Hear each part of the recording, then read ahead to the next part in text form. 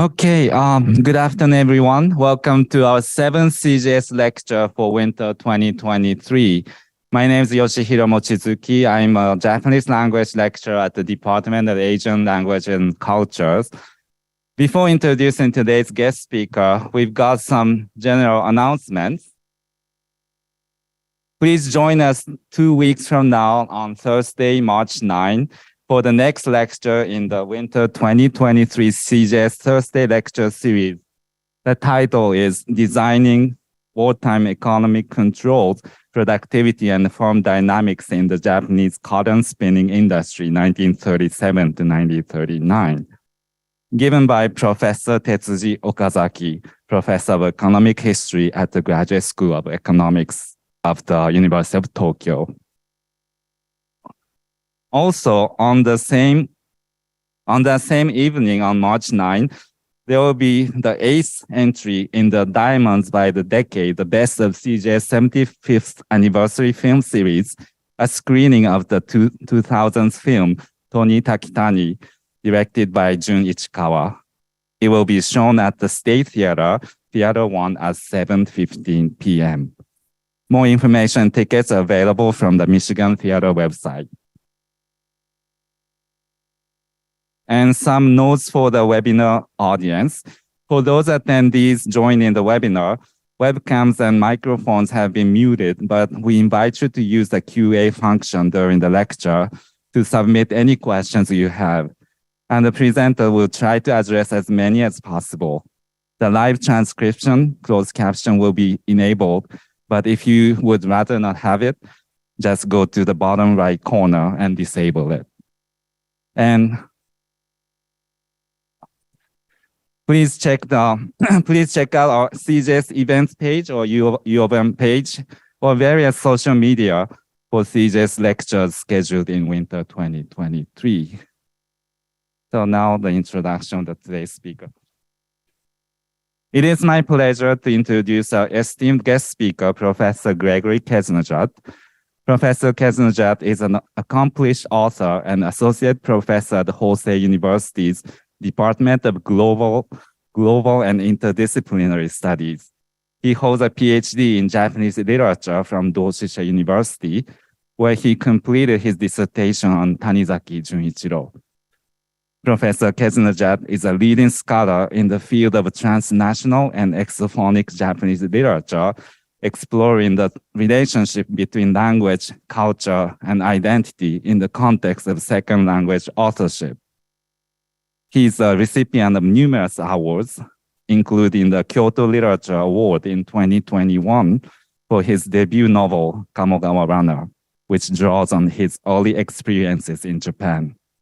His most recent work, Kaikonchi, published in November 2022, was nominated for the prestigious Akutagawa Prize. In today's talk, Professor Khezrnejat will discuss the increasing prominence of transnational and exophonic authors in Japanese literature since the late 1980s. These works, often referred to as border-crossing literature, are united by their shared interest in the relationship between language and the self.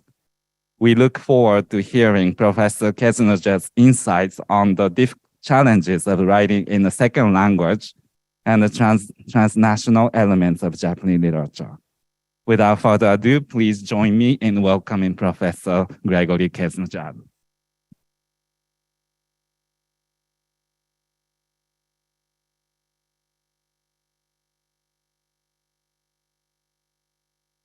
Okay, can everyone hear me okay? All right, thank you very much.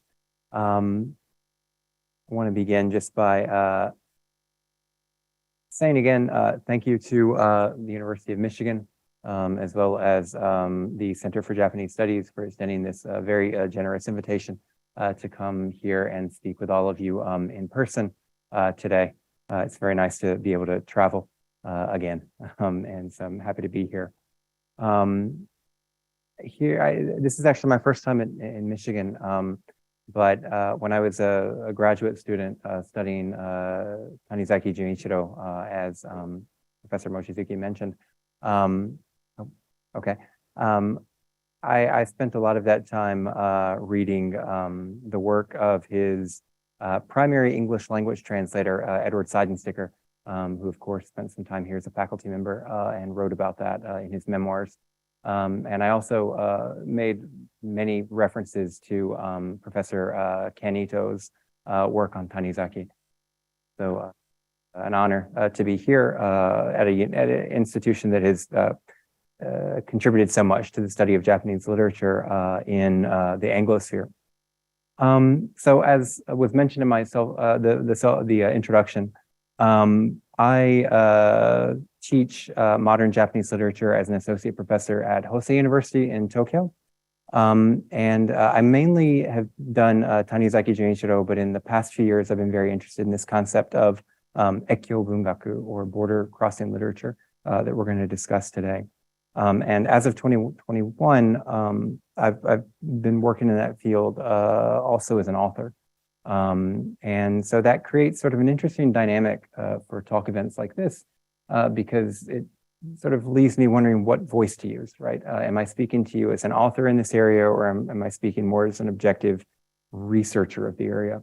And I still am trying to figure out how to negotiate that. I think today's speech is a little bit more on the research side, but it's sort of an interesting question. But I think it's a question that ties in a very fundamental way into the topic of this talk, and that is when we speak, who are we speaking to? Are we a member of that community? Do we have the right to speak about that topic? And this is a question that comes up, I think, with these sort of works over and over again. So I'd like to start just by taking a look at my terms here. When we say border crossing literature, transnational exophonic literature, what do we mean? Well, transnational is, I think, easy enough to understand. Refers to either the depiction in the work, or on the part of the author, someone who has crossed, usually multiple times, the boundaries of national grouping, as sort of porous and amorphous as those might be. And this term exophonic, this generally just refers to someone using a language outside of their first language. This term arose, if I understand correctly, in the study of comparative literature in German language contexts, but it was popularized in Japanese by the writer Tawada Yoko, especially with her essay collection, Exophony. And we'll talk about that in a moment. And finally, there's this term border crossing literature, or Ekkyo Bungaku, that's used often to refer to works like this in Japanese. When we talk about Ekkyo Bungaku in Japanese, it actually refers to a bit of a broader field of work than just second language authorship. So for example, Tawada, as I mentioned, maybe the work of Ito Hiromi or Mizumura Minae, I think all of these would be considered in some way Ekkyo literature. But today we're going to focus on just a unidirectional approach, writers who have come to Japanese language and literature from outside of it. And I'm also narrowing the focus a bit to those authors who learn the language as a second language, as an adult. So for example, there are other authors who don't necessarily fall under that definition, such as Wang Yuju, who is a popular author now. She came to Japan from Taiwan when she was 3 years old. And she writes a lot about, being in between culture, being in between identities in her work. But I think it would be difficult to talk about her in the same context as these authors who have learned it as a second language. I tend to think of her as more someone like Kazuo Ishiguro, someone who came to the language young enough that the approach is a little bit different. At the same time, I've also sort of limited this to prose authors working within literary fiction, junbungaku, in Japanese. If we open up the scope a little bit to essays, journalism, poetry, there are many, many more voices, especially second language voices in Japanese literature, such as Jeffrey Engels, who is here at Western Michigan. His poetry has won awards in Japanese, and he's also one of these Ekkyo writers. My hope is that you'll come away from today's talk with sort of an interest in this area. but also I hope I can sort of point out both the possibilities of the term Ekkyo Bungaku and also some of its limitations, which I think are becoming more and more apparent as time goes by. Before we talk about this, I think we need to talk about why border crossing literature, Ekkyo Bungaku, is important in the context of Japanese literature. So I'm assuming a lot of people in our audience today are pretty familiar with Japanese literature. So this will be review for most people. But Japanese literature has a very long history of transnational production. So for example, if you take a look at the very beginnings of Japanese written literature over 1,000 years ago, obviously the first written characters are borrowed from China. A lot of the written forms as well are borrowed from China. And the practitioners of that early Japanese literature are not just native-born sort of people of the Japanese archipelago, but for example, refugees who are coming in from civil unrest on the continent. You also have returnees. You have Japanese who have maybe gone to the Korean Peninsula or to China and have come back after 10 years, 20 years and brought back new knowledge with them. So at the very beginning of Japanese literature, you have this transnational element. And you see the same thing with modern literature. Obviously, modern literature in Japan arises in part out of this sudden influx of influence from other countries that we see in the Meiji period. Writers reading Russian literature, reading French literature, reading American literature, and reacting to it, translating it, and innovating it into sort of a new form of literature in Japan. That's not the only influence, but it's a major one when we look at modern literature. So even though we have this very long history of transnationalism, I think when we think of Japanese literature, we still have a pretty strong sense of Japanese literature as the literature of maybe a unified ethnic group or the unified of a unified national community in a way that isn't necessarily true for, say, English literature. I think there are probably very few people who hear the word English literature today and think of the literature of England, right? We generally think of it in terms of English language literature, which is much broader. And why hasn't that happened with Japanese literature? Why do we still think of Japanese literature as the literature of Japan? So of course, one of the big reasons is the very formation of modern Japanese literature. It follows the mode of nation state literatures such as English literature, French literature that had developed a couple of centuries earlier. Japanese authors, Japanese intellectuals going abroad to Europe and then coming back and looking at what Japan needed to do to sort of modernize. One of the things that came up there was the idea of a national language and a national literature to go with it, right? So this idea of literature as an expression of the national identity, it's been there since the creation of the modern literature. And of course, when Japan, one of the reasons that we think of English language literature as opposed to England's literature is the influence of colonialism, right? And Japan as well, when it makes that turn towards colonialism in the early 20th century, you do see writers talking about the possibility of Japanese as a more universal language, as a language that won't be spoken just by people within the sort of home islands, but outside as well. And you have people in Japan's colonies learning Japanese as in school and writing in the language. But after Japan's defeat and the sort of very quick collapse of the empire, you see that eye towards a more cosmopolitan version of Japanese language disappear pretty quickly.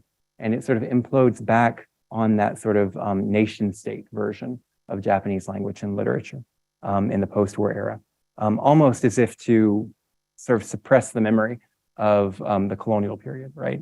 Those things, I think, kind of go together. So because of that, we have this pretty strong image of Japanese literature as a national literature. My master's and PhD are from universities in Japan, and both of them, I think Mochizuki sensei just said Japanese literature, but actually they're in kokubungaku. They're in national literature. And so you see some departments in Japan still use that term. Some of them have moved to Japanese literature, but there's still debate over how to describe it. And so I think against this backdrop, second language authorship gets a good bit of attention in Japan. maybe even outsized attention. And in part, that's a response to this sort of image that, while it might be old in the context of Japanese literature research, is still very strong in sort of popular imagination of Japanese literature as being written by and written for a native-speaking Japanese public. So when we take a look at exophonic literature written by second language speakers, I think we can divide it into really 3 waves. Although I'm saying waves, there are really only 6 authors working in this space. And I want to take a look at these in turn. The first stretches sort of from the late 1980s to the late 1990s. The second wave we see in the mid-2000s, and then the third wave is sort of in this late 2010s period and onward. And I think if we do group them this way and look at them, we can see a couple of sort of interesting characteristics. This first wave from the late 1980s to 1990s, I think it's associated very much with that historical period, Japan's bubble economy, a sort of rising sense of confidence and a bigger image of Japan's culture in the world. And also the end of the Cold War and this sort of move towards the sort of Francis Fukushima end of history, no more borders, neoliberal idea of the world. I think you can see traces of that in this sort of early wave of exophonic writing in Japanese. And I'll talk about that a little bit more specifically. One other thing I should mention. These second language authors are coming together with, for example, Tawara Yoko, Mizumura Minae, Japanese native-speaking exophonic writers. These are all happening at the same time. This is a really busy period for exophonic writing around Japanese literature.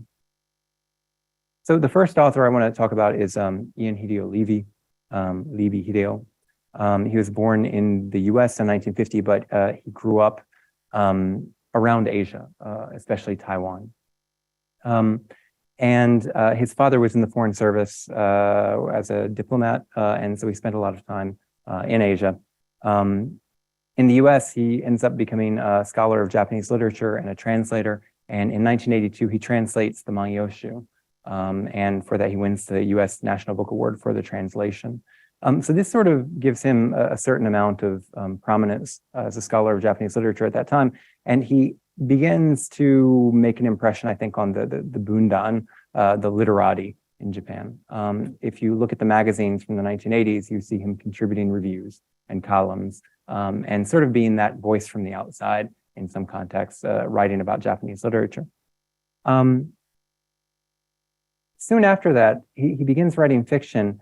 According to Levy, his decision to write fiction in Japanese stemmed from his friendship with the writer Nakagami Kenji. He says that Nakagami Kenji told him, yeah, it's great that you are doing translation, that's fine, but you need to write something that's your own. And so he took that as an invitation to write his own work.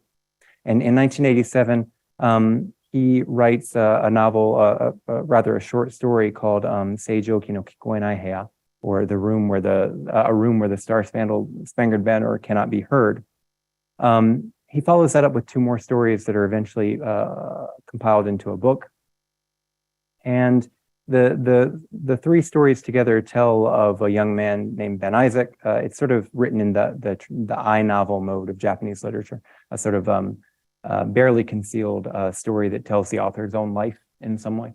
Ben Isaac is a 16-year-old who comes to Japan in the 1960s, stays with his father at the Yokohama consulate, and then sort of runs away and takes a walk around Shinjuku and around Tokyo.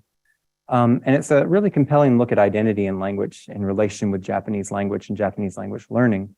The protagonist, Ben, feels alienated from American identity due to his upbringing. Like Levy himself, he grows up around Asia. So he feels sort of strange being seen as a symbol of Western culture and Western civilization.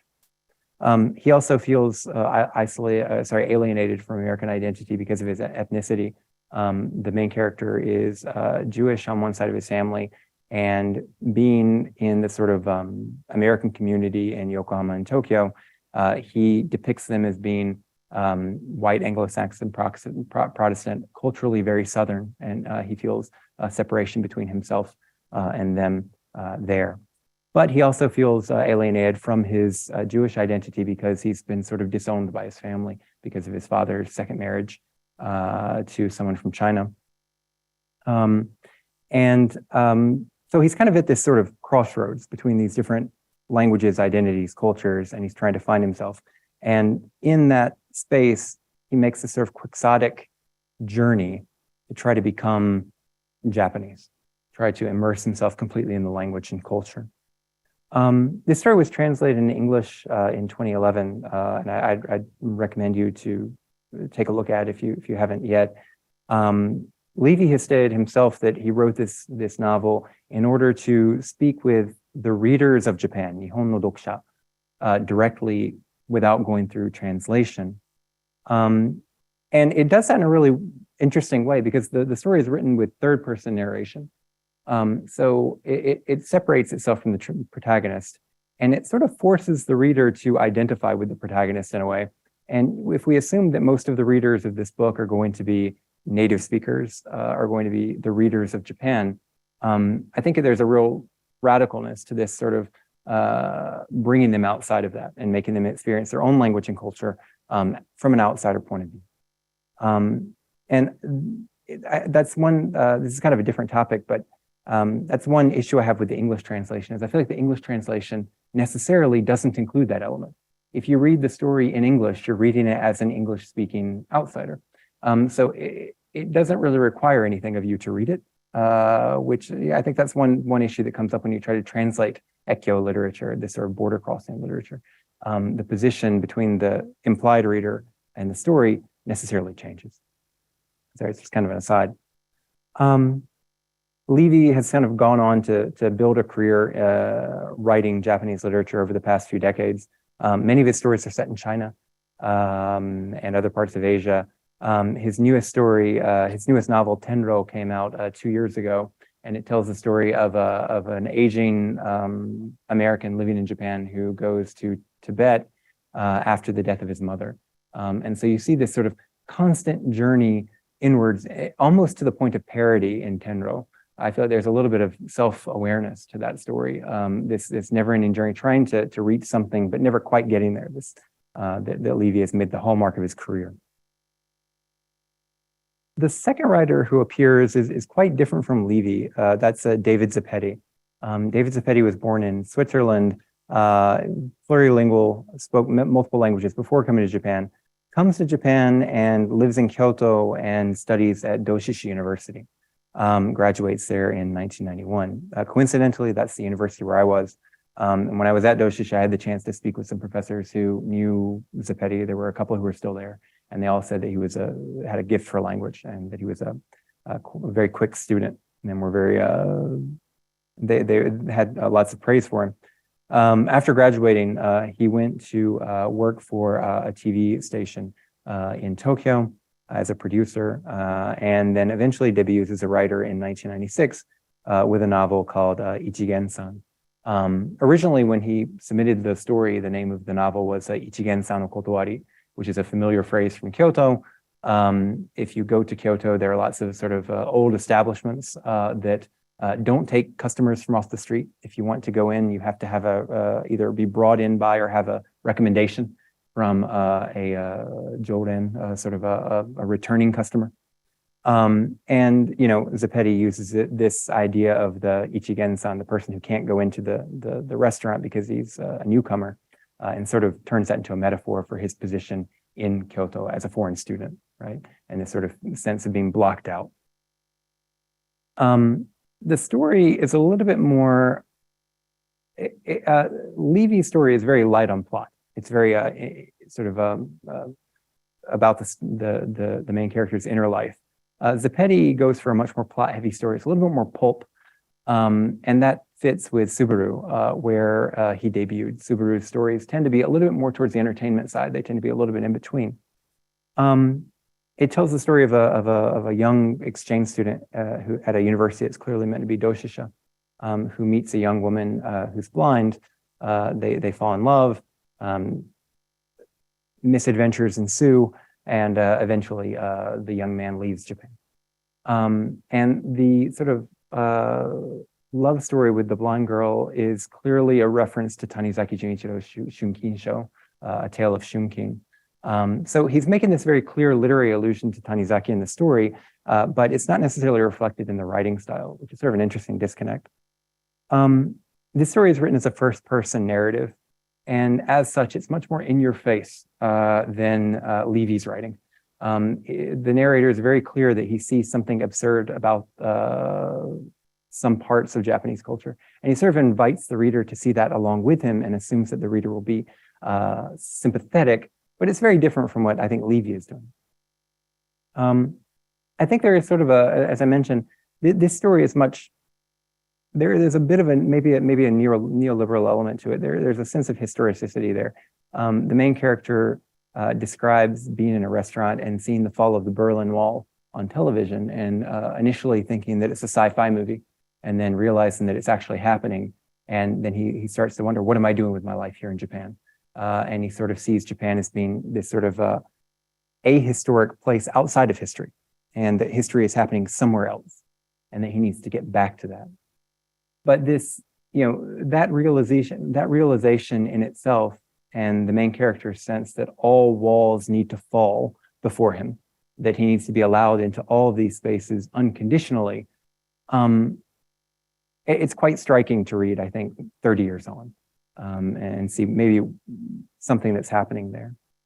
The film was, the novel was turned into a film in 2000. It's very, very faithful to the book. So, and this book is also available in English as of 2011. Move on. There's kind of a lull after Zeppetti's debut. Zeppetti goes on and writes a few more novels, but he moves more towards the entertainment side. So he stops writing in the so-called literary fiction journals, and he's still writing now. But we don't see any more literary fiction other than Levy in this mode until a little bit later on with Yang Yi, who debuts in the second wave in the mid 2000s. Yang Yi was born in China in 1964, came to Japan as a student in 1987, studied Japanese language, and eventually majored in geography at Ochanomizu University, Ochanomizu Joshi Daigaku. And then she worked as a writer and a teacher, particularly with the Chinese community living in Tokyo and around Kanto. And she wrote a story in 2007 that won the Bungakai Shinjin-sho, the Bungakai, a major prize for aspiring writers in Japan, called Wanchan. Wanchan is really interesting. It tells the story of a marriage broker. This woman who grew up in China, moved to Japan after a failed marriage, and marries into a small farming community. And she's a very hard worker. This is kind of her trait in the story. And she basically sets up an operation to take these rural farmers who can't find anyone to marry in this sort of dying town where all the young people have left for the city, and take them on basically trips to China to find wives with the rural women there. And so you have this character who is, it's clearly on some level the narrative functions as a metaphor for, international relationships. It's sort of, what does it mean to relate across national boundaries? But it's very much a poignant story of just this one woman's life. It's very well done. That story was nominated for the Akagawa Prize, but did not win. In 2008, she has another story, Toki ga Nijima Asa, this time a very hyper-realistic story of young democratic activists coming to Japan after Tiananmen Square and living there, sort of in exile, essentially, and their relationship with their culture as well as the culture of Japan. This story wins the Akagawa Prize, Japan's sort of biggest prize for new writers, making her the first non-native writer to do so. So she got a lot of attention for that. Yang wrote fiction for a little bit after that, but recently she doesn't write fiction so much. She has written a couple of books of essays, mainly critical of the Chinese regime. She works as a professor at Nihon Daigaku, And she's more into politics and essay writing now than, say, fiction overall. Concurrently with Yang Yi, another writer, Shiri Nezamafi, debuts. Nezamafi was born in Iran in '79, and she came to Japan as a foreign student, as all of these writers have. She graduated from Kobe University in 2004 in systems engineering, so nothing related to literature or anything like that. And at that time, there was a very short-lived literary prize for foreign students called the Ryugakusei Bungakusho, or the Foreign Students Prize. And she won that with a story called Saram, which is a really great story about a sort of cosmopolitan Iranian woman living in Tokyo, who is recruited by a lawyer to work sort of a part-time job translating for an Afghani woman who has overstayed her visa and is in sort of the immigration detention center. So she's supposed to interpret for this woman from rural Afghanistan. And through that act of interpretation, she's forced into a new relationship with her own language and her own identity, and the sort of friction between the life she's living in Japan and this life that's sort of symbolized by this woman from rural Afghanistan, and this sort of other part of her identity, although clearly not quite the same. Nezamafi sort of makes a second debut. The Ryugakusei Bungakusho was a very sort of minor prize. So she debuts again the next year through the Bungakai Shinjin Show, the same prize that Yang Yi won, with a story called Shiroi Kami, or White Paper. And this novel is really interesting. It's actually a very simple love story of a young boy and girl living in rural Iran in the 1980s during the Iran-Iraq War. So if you read the story, it's very simple, it has nothing to do with Japan at all. Nothing to do with Japan. And I think that's the charm of it. At the time, reviewers were sort of flummoxed by that. They were like, why would you bother to write this story in Japanese if you're not going to talk about Japan or about your relationship with Japan in some way? But I feel like looking at it when, 15 years later, I actually think that was very radical to do that, basically to say, I'm going to write a story in Japanese about what I want to. It doesn't have to fall into this constant relation of, Japan and the other. So I think it hasn't gotten quite the recognition that it deserves. Nezamafi, as far as I know, is not writing in Japanese anymore. I believe she doesn't live in Japan now. She's working as an engineer. I did a little bit of LinkedIn stalking and found out that she's apparently working with her main career doing that now. But I'm very, very much hoping that she will eventually write in Japanese again. So that's sort of the second wave. And just to point out how it's different from the first wave, the first wave is comprised of people who studied, Japanese literature formally. Both of those two authors came to Japanese as students, as scholars, as translators. But this second wave, we're seeing people who are more representative of Japan's actual foreign population, right? People who came to Japan from Asia, studied in things other than literature, more practical fields, and were living in Japan as immigrants, and seeing those experiences reflected in the text. So again, after Nezamafi, there's again a bit of a lull until the debut of Lee Kotomi just a few years ago. So Lee-san, she came to Japan from Taiwan in 1989. She was born in Taiwan in 1989, came to Japan in 2013, studied at Waseda, and in 2017 she won the Gunzō New Writers Prize. She got the Yushu Show for a story called Hitorimai, which tells the story of a young woman who comes to Japan from Taiwan. Again, you see all of these stories sort of have a level of maybe author biography integrated into the text in some way. But the sort of interesting thing that makes this story very different from the others is the Lee Kotomi's characters are also, they tend to be LGBTQ, and they tend to be dealing with not only sort of a border crossing of national identity, but also gender identity or sexual identity. So I think she's kind of made that her mode, at least for now, this sort of intersectionality. That I think, in a way, I think she's writing on in that because she's interested in that issue.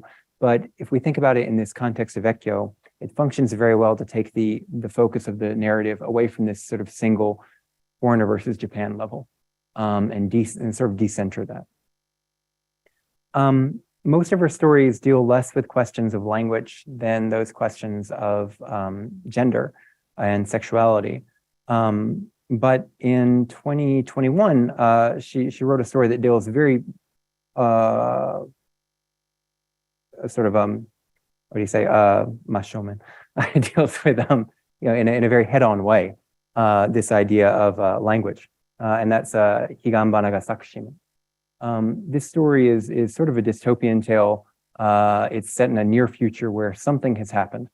It seems that Taiwan has maybe fallen to China because there's a stream of refugees coming from Taiwan. Japan has, for some reason, closed itself off to the world because of maybe a sickness. It seems like she's thinking of corona there to some degree. And foreigners have been expelled. And these refugee populations converge in Pacific Island, and they've created this sort of pre-modern civilization there, a sort of new community where there's living, in sort of a very rural village life. And the people there speak a sort of mix of Taiwanese Chinese as well and Japanese. On the other hand, Japan's Japanese has completely shifted. It doesn't use kanji anymore. It doesn't use any words from Asia, from the Asian continent. It's a mix of hiragana, the sort of native phonetic Japanese script, as well as loan words from English, which are used to serve comedic effect in some parts of the story. And this story went on to become the second work by a non-native speaker to win the Akutagawa Prize. And it was kind of interesting. In interviews, Lee-san has stated that she wants to update Japanese literature if such a thing exists, she says. She often uses the term Lee Kotomi Bungaku, so Lee Kotomi literature. She's talking about as her own work rather than belonging to any certain tradition. One of the interviewers at her Akutagawa press conference asked her how she felt about being the second, winner after Yang Yi as a non-native speaker, and she said, "Well, I read Yang Yi, I respect her, but I'm sort of doing my own thing, right?" And then the second writer who would be, in the second wave would be, I think, myself. I debuted the same year that she won the Akutagawa Prize, 2021. And I think that what sort of defines this wave has been a recognition of what has happened before and the feeling that it has to be transcended in some respect. I think Lee-san is trying to do that with her work. I'm certainly trying to do it in a way with my own. And the work that I've written so far has been very much a reflection of my own experience as a reader of so-called Ekkyo Bungaku. I first encountered Levy when I was a student in 2005. And I remember it being shocking to read something written by another non-native in a published text. Because I think it didn't really seem, when I was learning Japanese at the end of the 1990s, it was sort of the end of the bubble period. And I think this has changed, especially at a university like this. But I never had the sense that anyone expected me to become proficient in Japanese. It felt like I was learning Japanese. It would be useful to show that I was really interested in the culture if I wanted to, say, get a career where I dealt with people from Japan. But it did feel like there was a sense in Japan and outside of Japan that people who did not speak it as a native language, they didn't need to use it, they didn't have to use it, that English was enough. And so to see someone writing in the language, that was a shock for me. And I had that same sort of experience when I was reading Japanese literature. I think I never really felt like I was the intended reader. Obviously, when you read someone like Mishima or Soseki, you do see sort of people from Europe and America appear, but not so much as actual characters, but rather symbols of difference. They tend to appear as either symbols of the West writ large, or of a sort of an alienness that can't be understood. I'm thinking specifically of, say, Mishima's GI in Kinkakuji, sort of a good example, or the foreigner who appears briefly in Kokoro by Soseki. Both of those aren't really fleshed out as human beings at all. There are of course, exceptions to that. Tanizaki has written a couple of really great characters from Europe. But for the most part, we don't see very many of them. So against that backdrop, reading Livy was sort of a thrill. I felt as if I was sort of almost behind the scenes with the narrator at times. I could see what he was trying to do. I could see who he was writing for. It was almost like a collusion between the narrator and the reader. And so it made me really interested in this kind of writing. Very serendipitously, I returned to Japan in 2007, just at the time that Yai and Shirin Nezumafi were getting a lot of media attention. And that ended up allowing me to get into Japanese literary magazines and start reading those. And around that time, I started writing journals in Japanese as a way to practice my own writing. Not so much because I was going to write a novel or anything like that. I just wanted to become a better writer. But at some point, because I was reading a lot of fiction and then doing a lot of writing, the sort of reading I was doing started to influence my writing style. So, if you're reading novels all the time and you start to write your journal, your sentences become like something out of a novel, right? And so I had that happen, and it was sort of an odd experience. And I thought, maybe I could try writing some short stories. And I remember writing just very, very brief scenes at first. And this was when I was a graduate student at Doshisha. And I remember, we have this one communal kinkyushitsu. This is one communal research area. And I would be at my desk writing. And when someone came in, immediately put it away. I didn't want anyone to see me writing fiction in Japanese because I felt kind of ashamed of it. Or sometimes I would go from our office down to the first floor, sort of student cafe. And I'd find a place there and I'd start writing again. And inevitably it would fill up, and so it would sit down to me, and I'd put it away again. And so I had to keep finding places to write. And the reason I felt that way, a couple of reasons. I think it felt arrogant to try to write in Japanese. I did have that ingrained sense that a non-native was not expected to use the language in the same way. And so to try to write a novel seemed like the height of arrogance, to say, not only can I become proficient, I'm going to become a novelist, right? And the other reason that it was sort of embarrassing was because it was a very private act. I wasn't only writing because I wanted to, say, send a message to anyone or write a story for society or anything like that, but it was a way of negotiating this space of Japanese language identity and ego that was sort of slowly developing in myself, right? By that time, I had been living in Japanese for a few years, and especially in graduate school, I was immersed in the language pretty much 24 hours a day. So, when you're using a language like that and sort of, building that new identity and trying to figure out how that interacts with the identity you had before, writing can be a great way to figure that out for yourself. And so that's how my writing really began. Over time, these sort of small writings built up.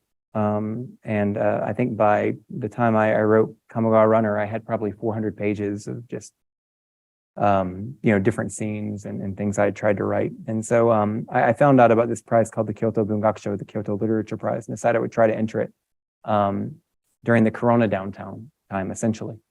And so I went back through those 400 pages and picked out a few scenes that I thought were interesting and sort of built a story around them. So if you read the novel, it's sort of a collage of scenes, and that's because that's how it was written, essentially. But I thought it actually fit well together that way, rather than trying to force it into a stronger plot. And so I was lucky enough to win the prize, which is necessary if you want to debut as a professional author in Japan. Your first step is to win some prize, right? And I was lucky enough to get the attention of the publisher Kodansha, who agreed to put it out in hardcover. And it was published together with a second story called Igen, or tongues, tongues in the sense of speaking in tongues. And this was actually a story I'd written earlier that I showed to my editor, and he liked it, and we decided to put it in together with Kamogawa Runner to make it a thicker book. And if you read Igen is a story of a person who comes to Japan. Kamogawa Runner is very much in the sort of autobiographical, traditional Ekkyo Bungaku mode of, here where I've sort of fictionalized my life to some degree. Igen is completely fiction. It's a story of a English conversation school teacher who has to find something new to do after his school collapses, and he ends up working as a wedding priest. And this is a job that actually exists as a part-time job in Japan. Sometimes if you go to weddings in Japan, Christian style weddings, sometimes people hire, they hire a company to do the music and all the entertainment and all those parts.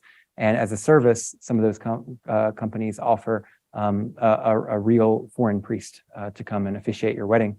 And all of the people who do that job do it as a part-time job. I have a friend who does this, and he used to tell me stories of what the weddings were like. And he's actually a very fluent speaker of Japanese, but he used to make a point that he really hams it up with sort of almost broken Japanese at the wedding, because he says that goes over better. That's what they want. They're not looking for a real priest. They're looking for a symbol of, you're at Disneyland, right? You're in sort of a foreign space. You're in a space. I'm a symbol of something outside of daily life. And so I thought there's just enough sort of irony to that it would make the basis for a good story, and I decided to use that. I talked to my editor at Kodansha and said that I was sort of interested in doing literary fiction, and I had another story I was working on called Kaikonchi, and he introduced me to an editor from the magazine Gunzō who liked it, and we decided to put it there. Kaikonchi is a bit of a different story. It's set outside of Japan. And it's again a bit in the autobiographical mode, but it's a story of an exchange student who's studying in Japan who goes home to South Carolina, where he's from, and spends a few days with his father, who he's not related to biologically. His father is an immigrant to the US from Iran. His first language is Persian. And the main character, who has spent years in Japan by this point and has lived in Japanese language, has come to understand his father's experience of living in America and in English in a different way. And it sort of overlays their two experiences. And there's not much of a plot to the story. It's much more of a meditation. But that was, in some respects, a reflection of my own experience. My father came to the US from Iran. And I think living in Japan and living in a different language, it did make me see his experience differently. And I thought a novel would be sort of an interesting way to explore that dynamic. And this story was lucky enough to be nominated for the Akawa Prize. Unfortunately, I didn't get it, but it was a nominee last month. And so now I'm kind of working on another story, which I'm hoping to release later this year. And hopefully I have more information on that later. So those are some of the sort of the path that border crossing literature has taken in Japanese over the past couple of decades. That's where we stand at this point. I think the first and second wave of Ekkyo writers, they have this sort of sense of borderlessness. They're writing about their experiences in Japan. And then in this sort of third wave, you have writers who are, in some respect, trying to get around Ekkyo, trying to write it about it in a little bit of a different way. There are benefits to the term. When we say Ekkyo Bungaku in Japanese, there is a readership that takes interest in that and are interested in understanding those experiences and reading those stories. But at the same time, I can't help but wonder if the term sort of puts the works in a box too much. And that's the problem with any genre, of course. But just for example, if you go to a Japanese bookstore, many of you know this, but the books are divided, fiction is divided into Japanese literature and foreign literature a lot of times. There's a shelf for Nihon Bungaku. There's a shelf for Kaigai Bungaku, foreign literature. Works like these, they cause bookstore employees problems. I know Lee-san has had her books put on the wrong shelf. And obviously when they see my name written in long katakana script, many bookstore employees put it on the foreign shelf. I thought this time with Kaikonchi, because I had the big obi, the big, piece at the bottom that says, Akutagawa Prize nominee, that would save me from that fate. But unfortunately, even that doesn't help. I was still on the foreign shelf at my closest bookstore. In a way, the term ekkyo solves this problem because it allows us to talk about these as Japanese literature without making them real Japanese literature, right? It creates a little space for them to be isolated from mainstream.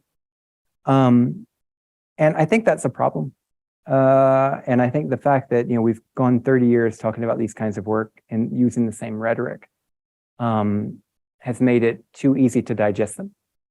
Someone who's read Levy, who's read Lee's works, who has read David Zapetti, probably comes to my story with an idea of what the story is going to be, and then can just instantly apply that rubric to the story without actually taking any time to digest it. And I think you see that tendency a bit in media, a bit in research, in different scopes. So I think the real issue for Ekkyo Bungaku right now is how do we make it real border crossing literature? How do we make it a more radical thing? And so I think that responsibility lies with everyone involved. So for example, Japanese literature's readership has become probably more diverse and more used to the idea of Ekkyo literature than it was, say, 30 years ago. One of the really rewarding things about putting out these two books has been receiving letters from readers, especially readers who have similar backgrounds, or readers who maybe grew up in Japan but with roots in another country and they had some of the same experiences. So the readership has to look at it a little bit differently. And of course, critics, researchers have to put in the effort, I think, to look at those stories in a different way and not just put them in the Sekkyo box and be done with it. But also, the biggest responsibility is on writers themselves, right? Lee-san, as she said, she's trying to update Japanese literature with every book that she writes. I look up to her very much. I hope that I can kind of do the same to some degree with my own works, that I can find new modes of speaking and try to overturn the reader's expectations with every new story. We'll just have to see. So I'm hoping this third wave doesn't end and that we see more of these voices over the next few years. I hope this has just served as a very short introduction to what's happening in this space, and that all of you will check these out as readers and maybe even as writers at some point. So thank you very much, and be happy to take questions. Thank you.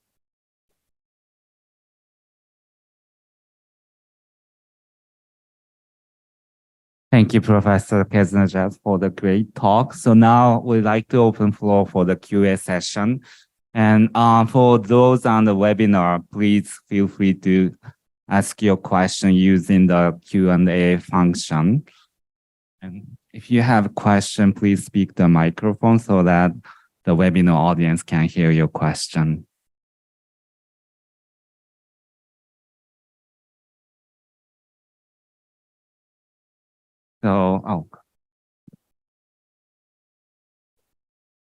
Thank you so much for the really interesting talk, and congratulations on the recognition of your work. I was wondering, partially because of what you were mentioning about some of the reception around some of the different works, if you could talk a little bit about maybe the kind of performative aspect of what it means to, you were joking about this in terms of the OB, right? In terms of like trying not to fool, or kind of convince people to put the book in a different kind of section and so forth. But could you talk a little bit about just kind of the market for work that is, particularly at this moment where there are kind of maybe larger questions in Japanese society about things like ethnicity, things about kind of immigration.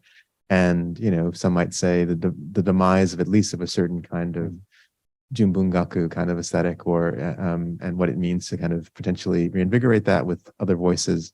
But then also maybe concern within the critical establishment about what it means to rejuvenate or to kind of challenge these kind of older ideas of Japanese literature. And therefore, there's a commercial aspect of trying to sell books. And I wonder a little bit about to what extent something like exoticism or a different type of Orientalism potentially. I mean, just given the writers that you talked about, so thinking about folks that are coming, say, from an Iranian context or from kind of Taiwan and so forth, and how that plays into the way that these books are marketed. If you could talk a little bit more about that, I'd appreciate it. Thank you. Yeah, thank you. That's a really good question. There are a lot of different components to it, so I'm going to try to take it apart just a bit. First, to the idea of how the books are marketed. In that respect, I think the people I've worked with in publishing have been very sensitive to those concerns. I haven't seen a lot of, so for example, I remember Shirin Nezumafi's book, when it came out on the Obi, it had her face on it. I remember, and I felt like that was a bit of a strange decision. I wondered if that was necessary. It was, she's young, she's conventionally attractive, and I wondered if the publisher should have thought about that a bit, but that was a long time ago. In the works being published now, I think there's a real sensitivity to that. On the part of, I think the difficult part is in media. I was talking to actually a newspaper reporter the other day about this very issue, and we were talking about how the previous Akutagawa Prize for works in early 2022, so the time before my nomination, they had 5 female nominees, and the media had a field day with that, the all-women Akutagawa Prize, and obviously the media was criticized for that from critics, researchers, things like that. But the reporter I was talking to said, actually, I had to write one of those. I didn't want to, but my editor-in-chief said, you've got to make it interesting for the general readership, right? So, and when I was saying that, I was telling him, whenever I write, they always focus on that second language aspect, and that's the first thing they go to. And he's like, yeah, I'm probably gonna have to write that way too, because the boss is going to tell me to write that, right? So, I think there needs to be maybe more recognition from the media of the general reader's ability to handle a broader scope, a broader view of these works. But at the same time, I understand that idea of, well, if you're a newspaper editor and you have 500 characters to make a story interesting, and you're just trying to hit that one nerve in a general reader, I see why they go there. I do understand that. To the earlier part of your question about the reinvigoration of sort of Junbungaku and this aspect of diversity, I do think, and this is probably true of any publishing space, that there's always this desire to bring new voices into the mix that haven't been heard, and that they're, if it's done poorly, they could be problematic, right? If you're making people sort of a token representative of some group, right? But I don't think it's a bad thing that that more voices are being heard in the space of contemporary Japanese literature. And I think there's not necessarily I think there's been a good critical reception to that. I'm thinking, for example, this is not Ekkyo literature, but one of the other stories that was up for the Akutagawa Prize this time was by a writer, Ando Hosei. The story is called Jackson Hitori, and it was about a lot of different things. But one of the things it took on was sort of the difficulties of being mixed race, particularly mixed, he says, black mix is the word he uses, right? So people with roots outside of Japan, they look different, but they've been raised in Japan. How do you deal with that? And his writing style was very, very new. It was very energetic. And it didn't win the prize, but reading the Sempyo, the reviews from the prize committee, there were a couple of reviewers who were very, very positive and wanted it to win. So I think there's I don't think anyone's looking, especially the prize committees and those critics, they're not looking at those voices as tokens. They're looking at their literary merit, right? And I think we'll see more and more people who can sort of stretch what you can do in the space of contemporary literature. Okay.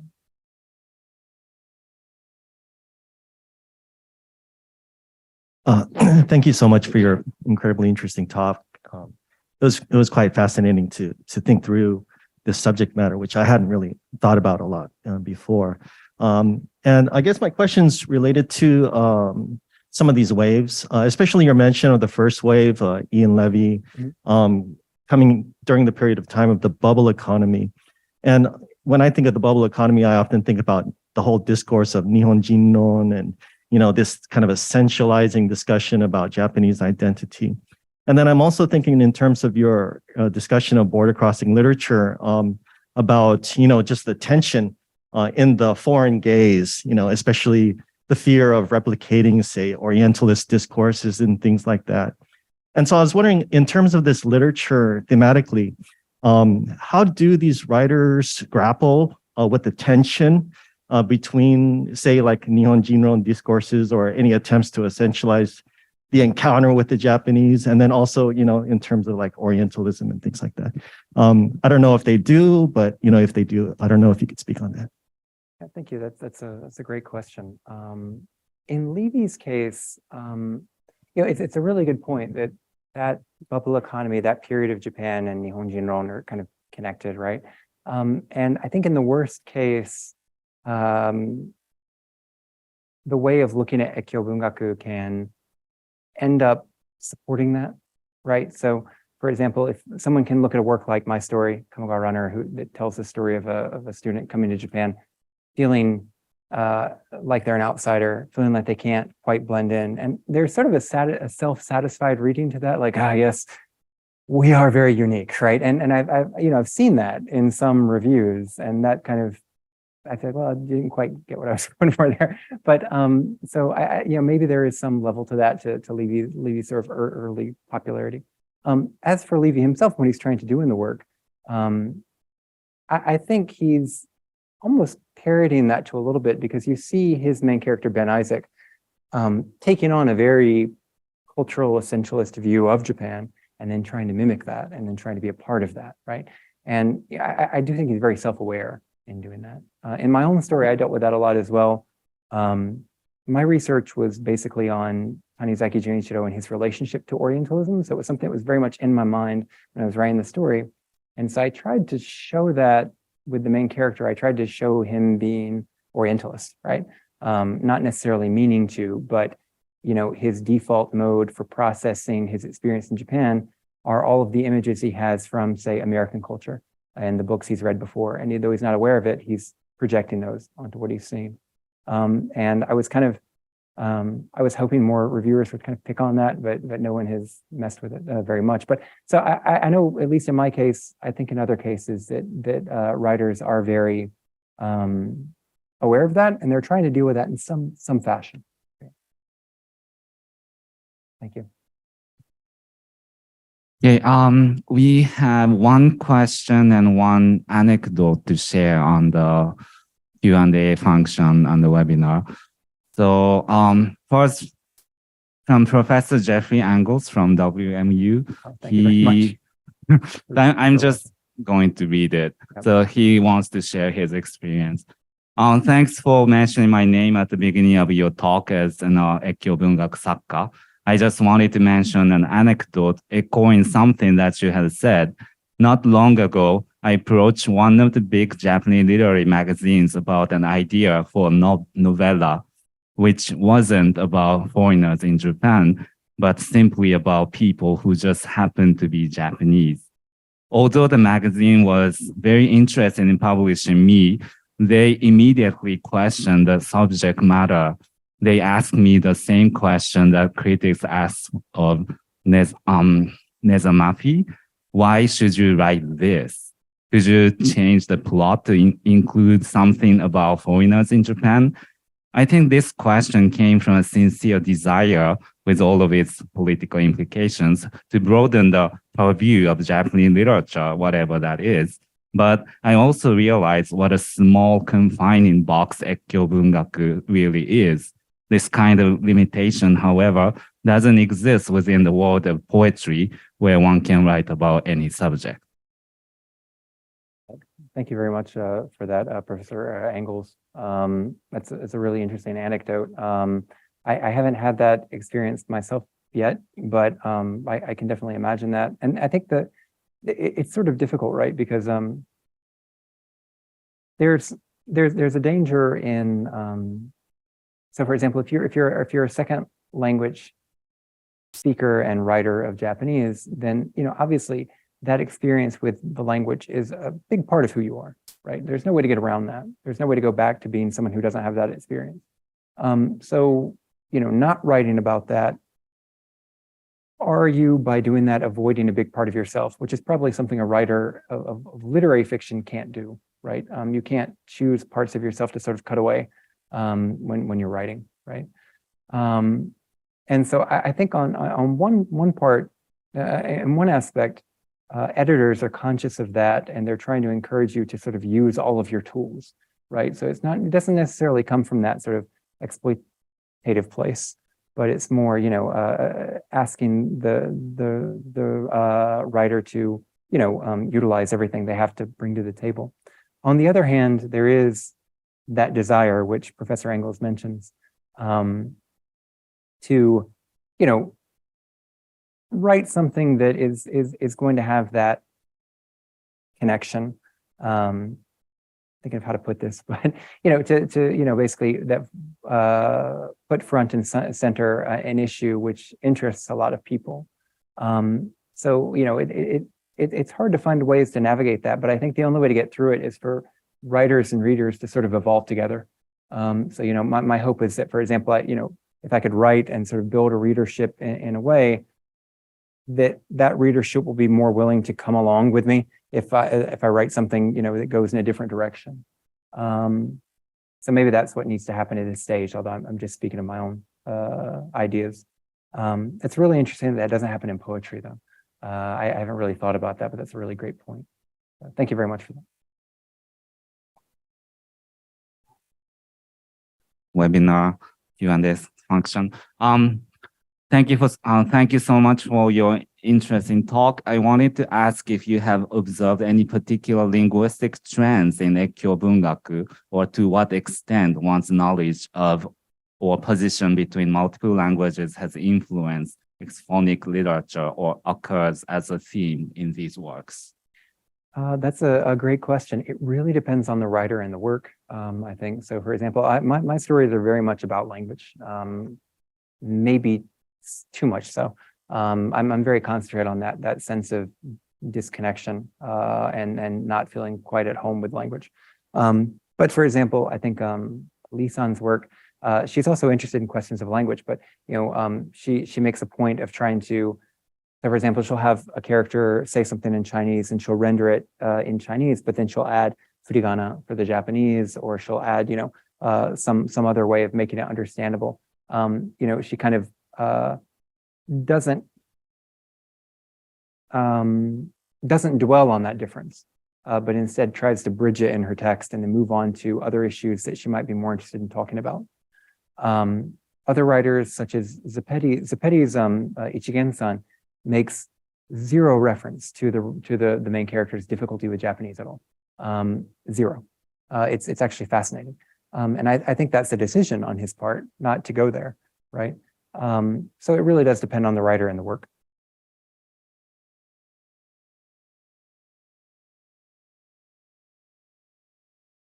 Thank you very much for a really interesting talk. Forgive me, I'm a social and medical anthropologist, so this may be a very ignorant question.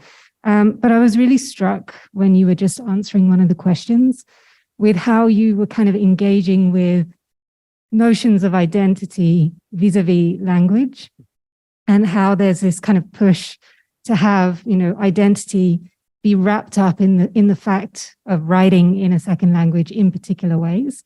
And I was wondering if some of the earlier writers who are multiple language speakers have a different kind of relationship with notions of identity in terms of language and writing in alternative languages from their mother tongue. If you could speak a little bit to that, I would be really interested. Yeah, so, I had a conversation with Lee Kotomi at an event last year. That's I think it's still on YouTube, and we touched on that just a bit. That what it means to speak Japanese changes based on what your own sort of first language is, right? So she says, coming to Japanese language as a Taiwanese as someone who from Taiwan. That has a very different connotation than, say, someone who speaks English coming to Japanese. So I think it does differ in that way. And this gets away from your question just a little bit, I think. But recently I was talking to another writer, Karashima David, he's a translator and writer, and he grew up with both English and Japanese, and we're talking about that difference. For him, he said he speaks two languages, but he was kind of joking that I've never learned a foreign language, right? I've never had that experience. So I want to have that, and I thought that was really interesting because a lot of the students that I teach in my department are the same way. They speak English and Japanese both as their first language, right? And they code switch between them, and they have, I think, very little friction between those identities. They're sort of unified, right? And that's very different from, say, I have other students in my classes who are Japanese speakers natively. They've spent their entire life in Japan, and they've studied English, and they've come to my department, which uses English, and they have a very different relationship with English. So that pattern of how you learn the language, how you came to it, I think it's reflected in those ideas about identity as they attach to language, for better or for worse. I mean, it's also just a matter of individual personality, of course, but yeah, I think there are a lot of different patterns there. Thank you. Thanks for the really interesting talk. I was thinking about the history that you'd given and comments on the different prizes and the kind of anointing power of prizes in the literary world. And as you recall, there was a moment in the 1970s when Zainichi Korean writers and writers from Okinawa, and then eventually so-called Murakami writers began to win these major prizes, starting with Nikaise.